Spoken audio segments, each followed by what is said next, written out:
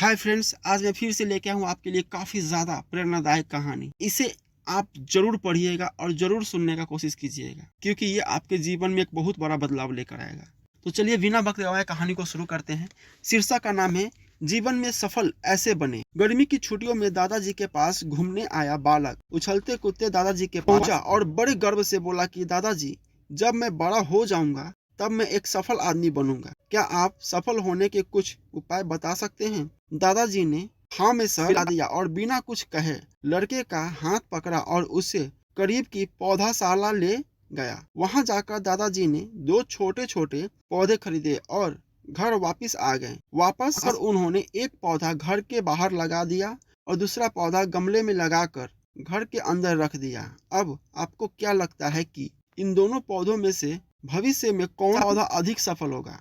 दादाजी ने लड़के से पूछा। लड़का कुछ समय तक सोचते रहा और फिर बोला, घर के अंदर वाला पौधा ज्यादा सफल होगा, क्योंकि वो हर एक खतरे से सुरक्षित है, जबकि बाहर वाले पौधे को तेज धूप, आंधी, पानी और जानवरों से भी खतरा है।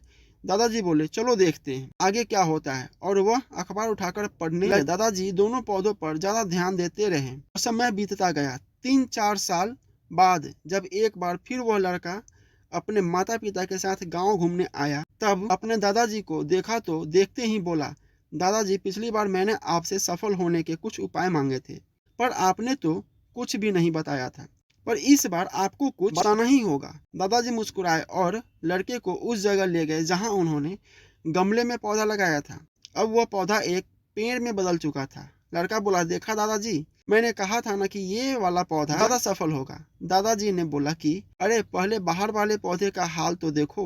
और ये कहते हुए दादाजी लड़के को बाहर ले गए। बाहर एक विशाल पेड़ गर्व से खड़ा, उसकी शाखाएं दूर तक फैली हुई थी और उसके छांव में खड़े राहगीर आराम से बातें कर रहे थे। अब दादाजी ने पूछा, बताओ कौन सा पौधा ज्यादा सफल हुआ?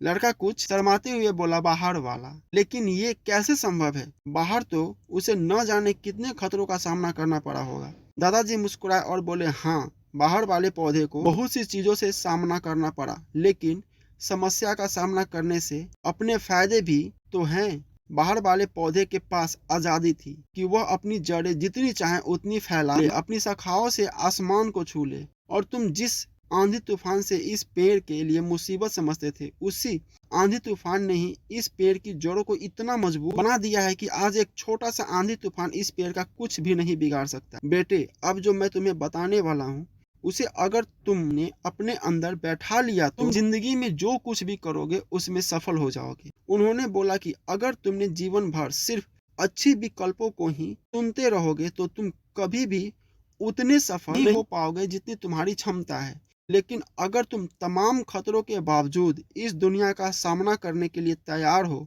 तो तुम्हारे लिए कोई भी लक्ष्य हासिल करना असंभव नहीं है। लड़के ने लंबी सांस ली और उस पेड़ की तरफ देखने लगा। वह दादाजी की बातों को समझ चुका था।